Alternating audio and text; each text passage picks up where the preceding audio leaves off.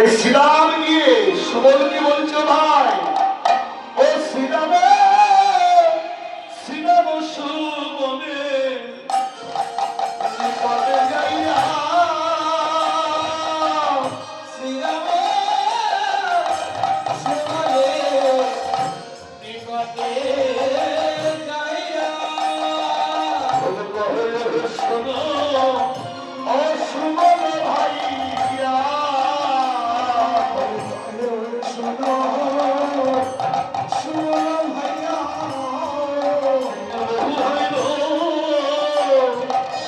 ও মেঘের বেলা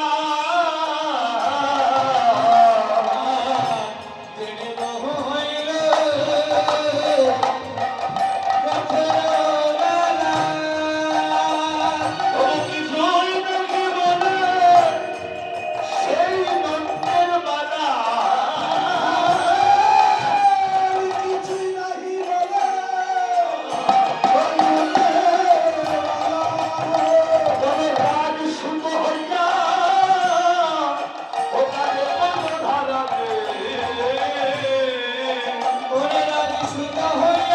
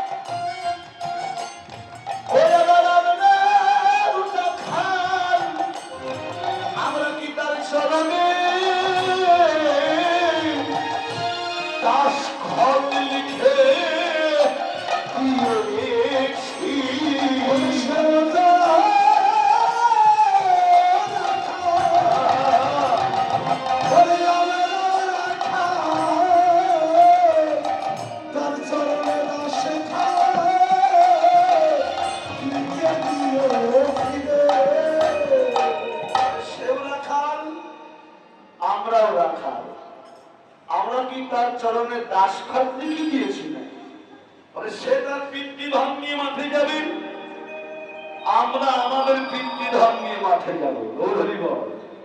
জগতে যার যার পিতৃধন পিতৃসত্তা পিতৃবস্তু রক্ষা করার দায়িত্ব কিন্তু তার তার নিজে। কেউ কারোর ভজন করে দেবে বাবা হরিবল, আমি আপনার ভজন করব না আর আপনিও আমার ভজনটা করবেন না। তাহলে যার যার সম্পদ তাকেই রক্ষা করতে হবে। গুরু আশ্রয় করে ভজনের ঘরে বসে যার যার সম্পদ তাকেই রক্ষা করতে হবে। এই শ্রীরাম বলছে আজকে মনে হয় যাওয়া হবে না। সুবল বলল রাগারাগি না করে যা একবার দেখে আয় যে নন্দালয়ে এখনো পর্যন্ত নন্দন নন্দন কি করছে। এই শ্রীরাম এসে নন্দালয়ের সম্মুখে দাঁড়িয়ে দেখছেন যে মায়ের কোলে বসে বসে প্রাণ গোবিন্দ চরণ দুখানা দোল দিচ্ছে।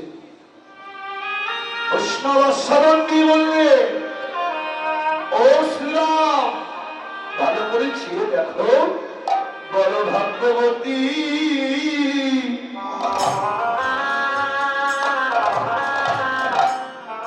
মাতা যশোমতী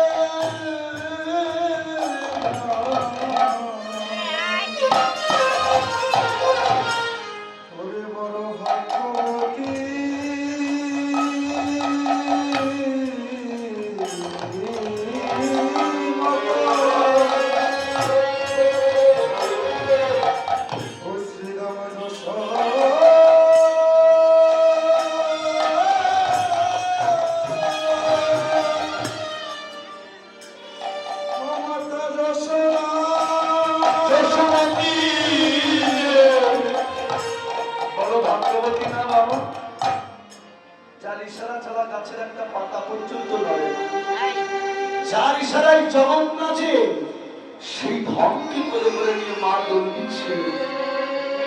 তার মতন ভাগ্যবতী কি আর জগতে আছে? বৈষ্ণব বললেন আছে গো, জগতে তো সেও ভাগ্যবান, সেও ভাগ্যবতী কন্যা, যার গোবিন্দ চরণে